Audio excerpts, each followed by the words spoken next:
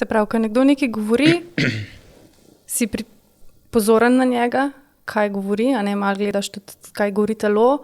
Hkrati potem pa tudi to povzemanje, da ti povzameš njegove besede, da sploh vidiš, a si dojel, kaj hotel in mogoče rečeš, ok, če sem te prav razumela, si ti zdaj hotel povedati to pa to in potem ti on ja ali ne. Ja, v bistvu tle še tako, ne, še pri poslušanju. Eno je to, da smo najprej recimo, da v tišini poslušaš drugega človeka, ne, da poslušaš besede, tle govorimo o tem dvojnem fokusu poslušanja.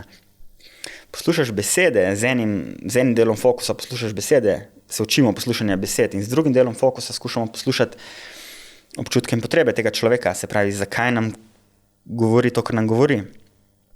In pol, spet ne gremo spet nase, ne, ampak ostanemo še s pozornostjo na temu človeku in skušamo še povzeti, da smo res v polnosti razumeli, kaj se v temu človeku dogaja, kaj mu je pomembno, katere potrebe so mu pomembne, kakšni občutki se v njih sprožajo.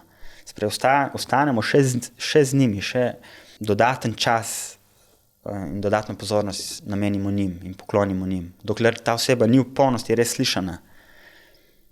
In potem šele recimo, ne, prenesemo pozornost nase in v bistvu na ta način se mi zdi, da tudi povečamo možnost za obojestransko slišanje. Na ta način lahko ustvarimo prostor ali pa povečamo možnost, da se ustvari prostor v tem medosebnem stiku, ko si lahko recimo in ti slišana in jaz slišan v polnosti.